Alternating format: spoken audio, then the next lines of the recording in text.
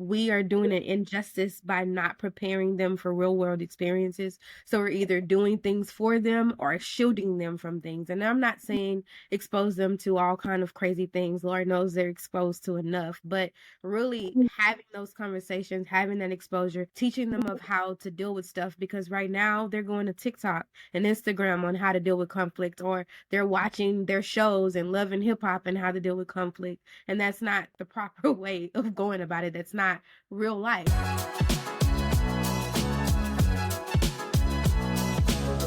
Hello, everyone. Welcome to School After Hours podcast, where we talk about all things related to out of school time programming and education. I am your host, Jay Lee, and we have the wonderful Teri Wilson here with us. She is an out of school time program professional. She has done a lot of things from assisting in programs to helping build curriculum for programs. So she has a lot of knowledge, and she's also on the administrative side of out of school time programming. But I'll go ahead and give her a chance to give you all that information in a moment. As we go ahead and get started, let's go ahead and welcome our guest, Miss Teri Wilson. Hi, Teri. How are you? Hello, I am great. How are you? I'm doing well. So I gave a little bit about, what you do, and I shared it with the people. But go ahead and spill this tea. Go ahead and tell the folks who you are and what you do. Sure. So my name is Teri Wilson. My official role is Program Manager Youth Development at United Way of Greater Houston / Out to Learn, which is one of the out of school time intermediaries in Houston. And so aside from that, I also have my own consulting business called Teak Consulting, where I offer professional development and training, creating solutions for problem solving.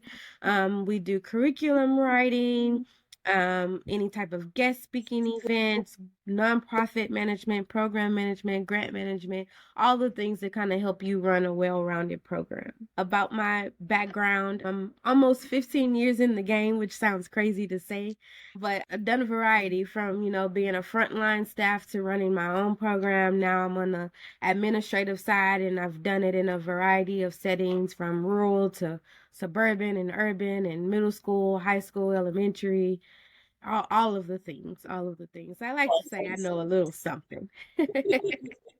A little, a lot of something. A little bit of something. So, Teri, I know we talked about this a little bit in Tell Us Your Story. For those of you that do not catch our Tell Us Your Story, those are posted on our newsletter when we send them out monthly about our guests that we're going to be having on the show. So if you have not signed up for our newsletter, go ahead, go to the show notes or go to the description below, sign up for our newsletter so you can know a little bit more about our guests and what they do. But in that sense of starting off in youth development, what was your pull to youth development and what did you want to do? My pull, I think it's really just the impact. I live by a motto of be the person that you needed growing up. I really try to make sure that I embody that in everything I do. And I remember just me, I was pretty smart growing up. I was in the AP classes, but they didn't really let me be in the creative classes. I'm also very creative. I'm probably more known for my creativity now than my book sense in a way. So I didn't get to experience a lot of the creativeness of being in an after school program. I was always on the math teams, the reading teams, all of that. And so what really just kind of pulled me into it is just creating a space where you could be so you can do more than one thing. You can be smart, you can get your academics, your studying, your tutoring, but also be exposed to other creative things, because we're all multifaceted. We all have other layers to us. And so that's really kind of my focus, is to help others kind of pull that in and create experiences for kids where it supports them academically, because that is the basis of it. Everybody wants to make sure the kids are getting the grades and the scores,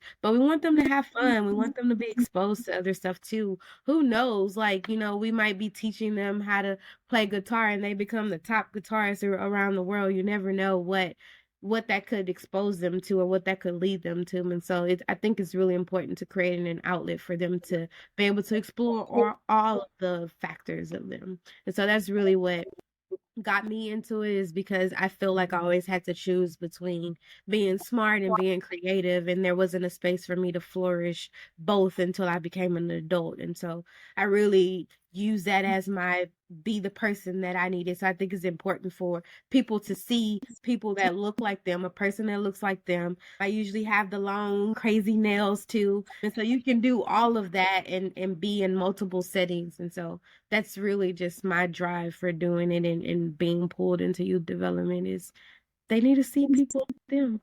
Right, exactly, exactly. Representation is important everywhere, especially within the education field. So the thing that I have a question about, as far as engagement go, because like you said, you're known for your creativity. You started some things where you are in Texas, Mhm. which is great and got great notoriety from the people that use them. So you have a very good focus in student engagement.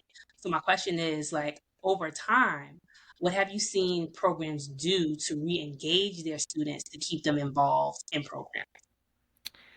The biggest thing I would say is student voice. Like right now, you have to compete with TikTok and band and dance practice and this and that and or I just want to go home and now kids are wanting to work. I just want to go get a job and all these things. So student voice, them having a choice in what they do. I spoke a lot about me growing up, how I didn't get to choose the activities that I participated in. They were kind of chosen for me. So the biggest thing that I see, the biggest suggestion I make, and I see the greatest engagement or impact is those that really incorporate student voice. And I'm not talking about letting them pick which paper they write on or if they get to choose between using markers and crayons or what part of the room they sit in. I mean, actually being able to sit and build the curriculum, plan it out, recruit other staff. Like, this is what we want to do. Okay, let's think about realistically, is this something we can do? And if it doesn't happen, what are we going to do? And then it also holds an accountability piece. So when it gets to the not so fun parts or it doesn't give the results that they thought, then it's like, well, let's talk about it. Nope, we can't quit now. Like, this is what you guys said you wanted. So let's figure out why this isn't working and how we can make it work.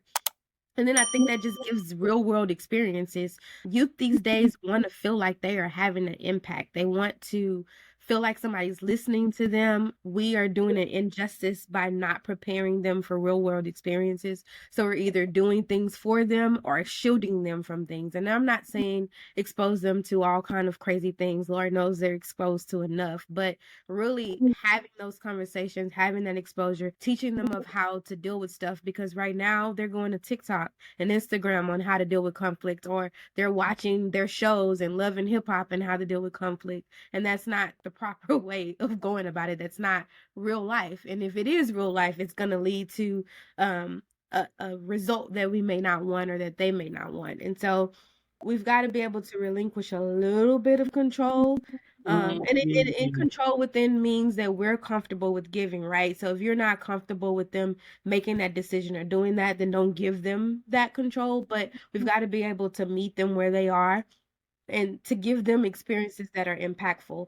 I learned of a term recently, and I want to shout out my friend and colleague, Brandy Nichols, about cultural capital. We've got to be able to give kids cultural capital. They may not always have the money or the funds to travel across the world or go here or go there, but they have lived experiences that give them something to bring to the table. Whether it's they know how to code switch, they know how to create these videos, because me trying to edit some TikTok videos sometimes I'm like, oh my God, when did it become that hard? But I could see my cousins who could do it in 5, 10 seconds, and I'm like, show me how you did that. But that's cultural capital. We need to show them that what they do know how to do does have value and it could bring them to the table. So maybe they didn't study abroad in France and they don't go to their parents' beach house in the summer, but they have the ability to be able to multitask or to rally all of their siblings and cousins and get them in one space.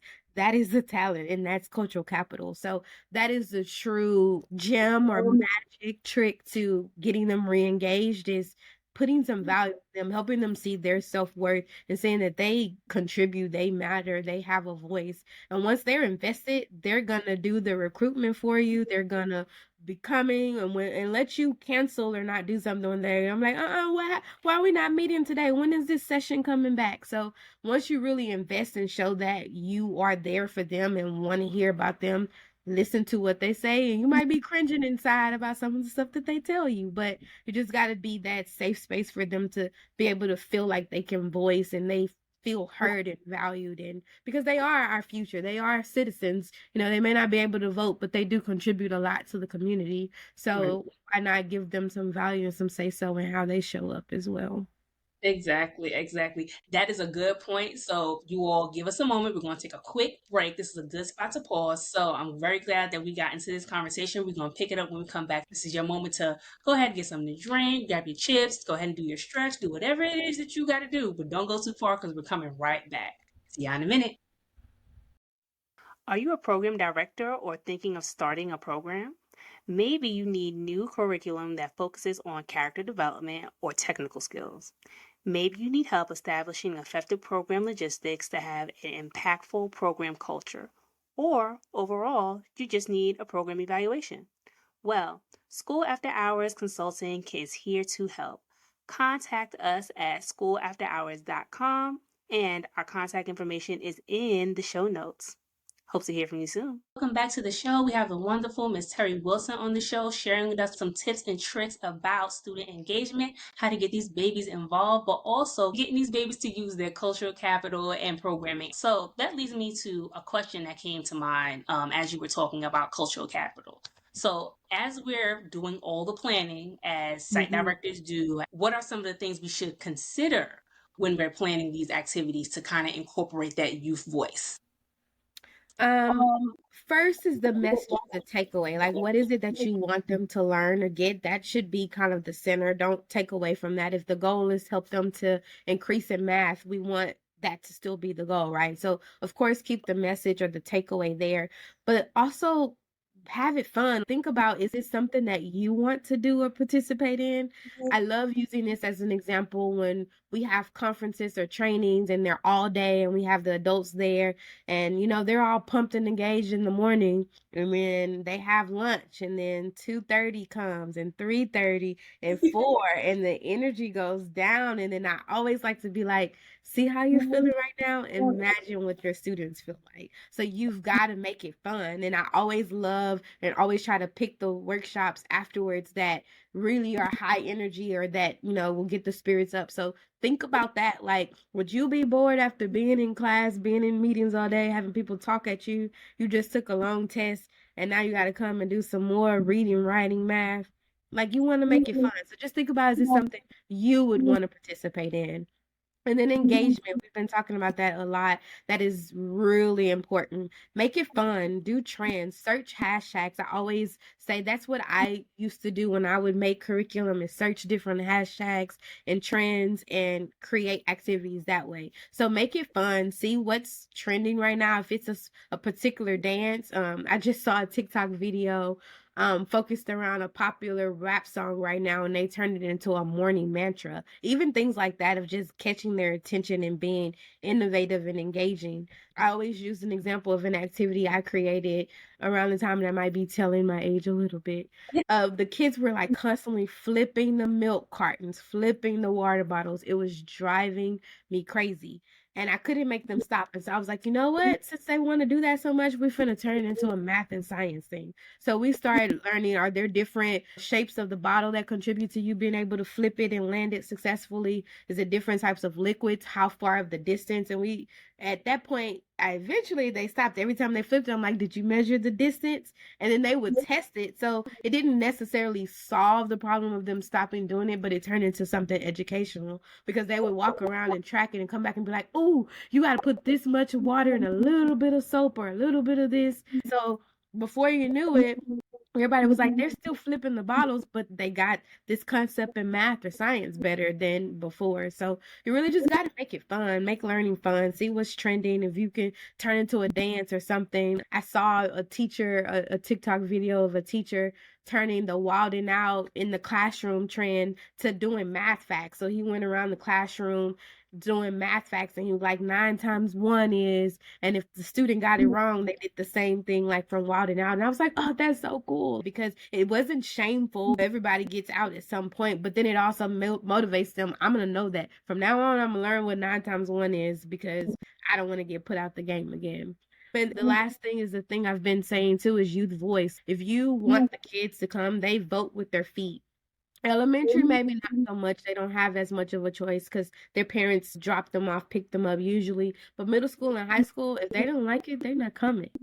So Mm-hmm. you gotta get them involved and let them tell you what they want to do. And be honest, be like, look, we gotta do something based around reading and writing. I know that's not y'all's favorite, but how can we make it fun? Like we gotta read Shakespeare. I don't know if they still read Shakespeare, but we gotta read Shakespeare. But how can we make it fun? Let's turn it into a rap song. Let's find a beat. How can we make it involved? So being honest, because that's also real life. Like sometimes these are the things you gotta do, but how can we make it work? And so when planning those activities, take all of that into consideration. And I think it'll really help you come up with some really cool activities.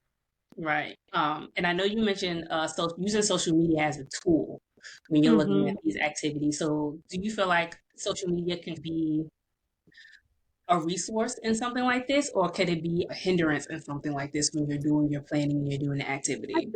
I think it depends on how you look at it. It definitely can be a hindrance. I mean, there's not all great things on TikTok or in social media in general, but it can definitely be a resource. I mean, it's what the kids are engaged in. So, if you want to know kind of the source of the problem or what information they're taking in, you need to be kind of keeping up. I remember I first got a TikTok account because there was some drama happening in the school with the kids, and they wanted a couple teachers to kind of be on there to see what was happening. And that's how my TikTok got created. I never planned to have one, but from there I started seeing trends, and they were constantly doing dances and doing this and coming up with these phrases. And so I used that to help create ideas and activities for what I needed them to do. So you get what you can use from it and make the most of it, but it also helps you be aware. So we also got to be able to make parents aware of like, hey, this trend is going around and it's not the safest, so be aware of it, because not all parents are aware of what their kids are doing.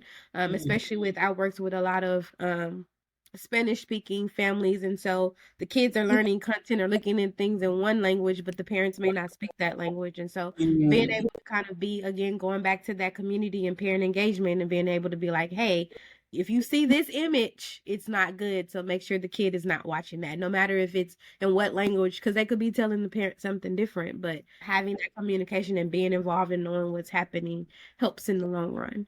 Right, exactly, exactly. So when it comes to innovation and doing things a little bit differently, because social media is one of those things that's popular, how can innovation play a role in student engagement and community engagement? Innovation, I think I look at it as like your purpose and your goal is your core, your nucleus, right? Like we talked about that, your message, your takeaway.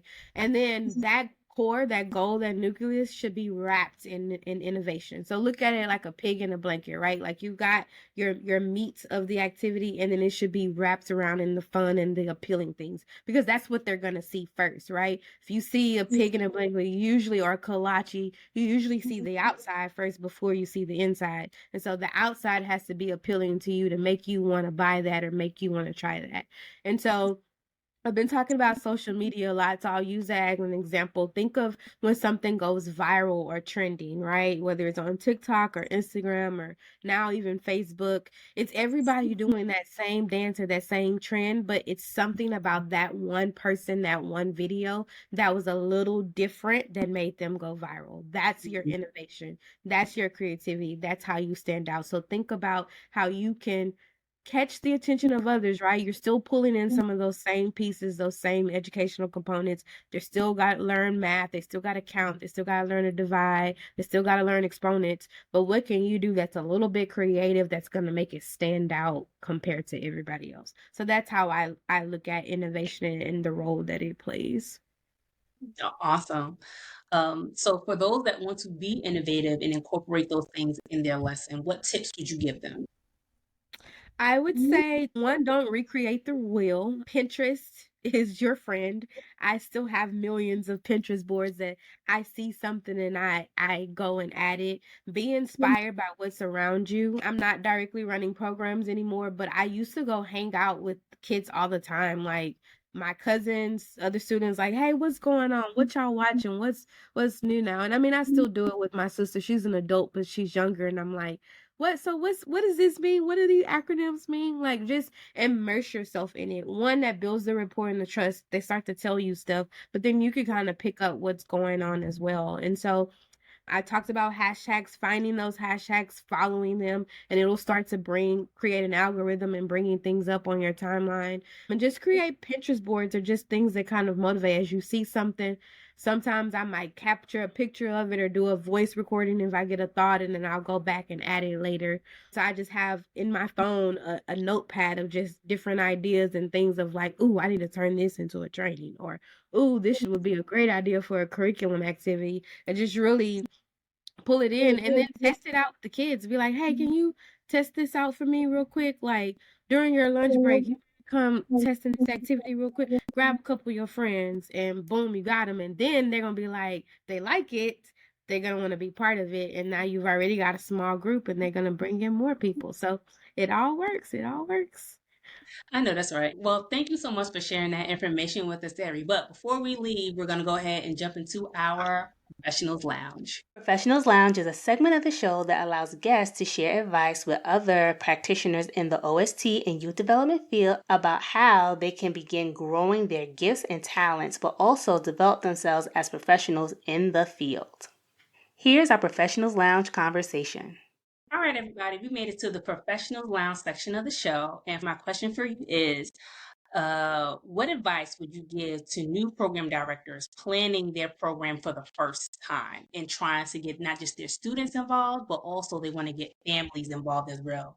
The biggest advice I would say is do a needs assessment. Talk to the teachers, talk to the administrative staff, the parents, the students, what works, what didn't work, why, what do they want. Most schools have like a campus improvement plan or something like that. Utilize that, see what goals the campus has, what goals they haven't been able to hit. How can you help contribute to that?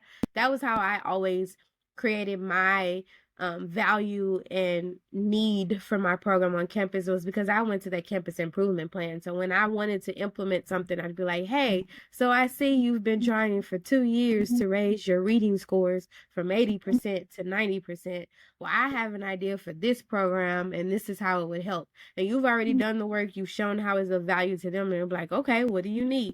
I just need a space and this many kids, or I just need access to a classroom. So really do your needs assessment. One, it helps you get to know the people and the stakeholders in the community, who you can count on, who you can depend on, who has buy-in and maybe who doesn't. Um, but that'll help you kind of start building those that you want to kind of be part of your program or support your program. Also paying attention to details. I used to color code stuff, and I remember my assistant was like, why are you taking time to put the different papers on colors? Because I would have those accepted into the program one color, those that were waitlisted one color, those that were denied one color. And at the beginning, everybody be like, well, my child was enrolled. And I'm like, well, what color paper did you get? And it was like, oh, it was orange. And I'm like, oh, the orange is the wait list, but we'll get you in as soon as we could. And my assistant was like, I get it now. And I'm like, the little details, it makes your life easier. So find methods that work with you. Plan in advance. So don't wait until the last minute. Start trying to think about your semester in advance. You should be planning for your summer in the spring. You should be planning for your spring in the fall. You should be planning for your fall in the summer, if not earlier.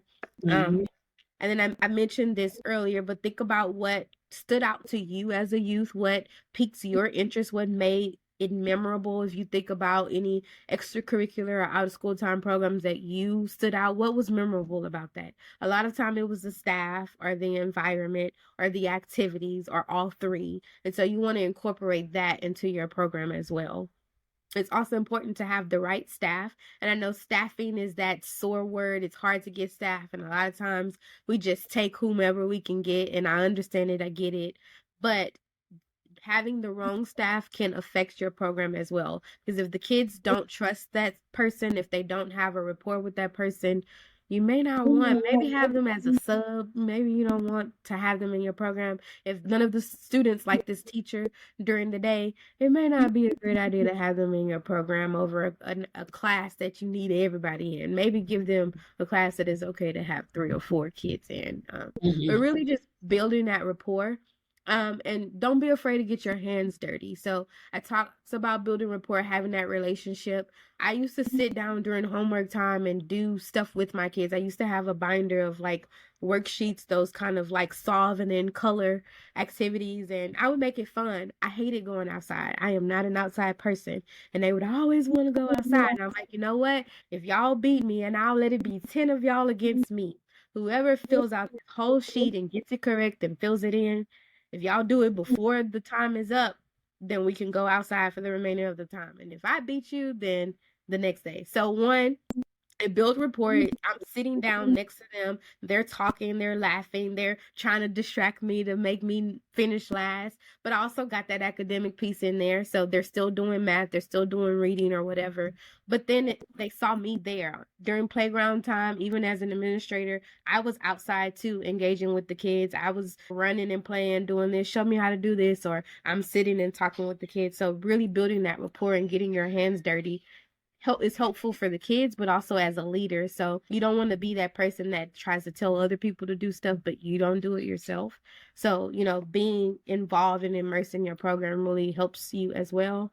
And as I've stated before, don't reinvent the wheel. There's tons of ideas out there. Teachers pay teachers, Pinterest, TikTok, Instagram. I mean, y'all are fortunate to have TikTok and Instagram. We didn't have that one. Now we had to do it old school, like make copies out the workbook. So don't reinvent the wheel. Utilize the resources and the tools that are there. There's all types of social media groups, Facebook groups, all types of things. And most people are willing to share. They may not give you all of their resources or all access to all of their activities, but they'll at least give you enough to get you started. I have yet to meet somebody that I saw an idea and I randomly reached out and was like, hey, I'm trying to build this program and I saw that you did it. Like, could you share how you did it or an example? And I have yet to meet somebody that was like, no, even if they were like, I can't give you all of it, but this is my table of contents or this is my outline. And so don't be afraid to ask for help, reinvent the wheel, but also share the resources too for those coming up as well. Cause we got to stick together because it's getting hard out here. Mm-hmm. That part. That part right there. Well, thank you, Terry, so much for your time and being with us and sharing all this wonderful information. So, for anybody that wants to get in touch with you and, contact you for your services for planning and curriculum and all the program development stuff, how can they get in touch with you? You can reach out to me on social media. So it's Teri Wilson, Teri Wilson on Facebook is my Facebook page. My Instagram is Teri Wilson OST. Again, that's TeriWilson. Or you can send me an email at teriwilsonost@gmail, and I'll be sure to get back to you. Well, everyone, that brings us to the end of our show. If you liked what you heard and you enjoyed our conversation, make sure that you're following us on YouTube, but also hit that like button so we know what you are enjoying. You can also find us on other podcast platforms like Apple Podcasts, Spotify, and Google Podcasts if you want to listen to our audio version as well. To get more behind the scenes stuff, make sure that you're following us on our social media accounts, Instagram and Facebook at School After Hours. Well, that's all I have for today. In the words of Mr. Arthur Ashe, start where you are, use what you have, do what you can. Until next time, y'all. Bye-bye.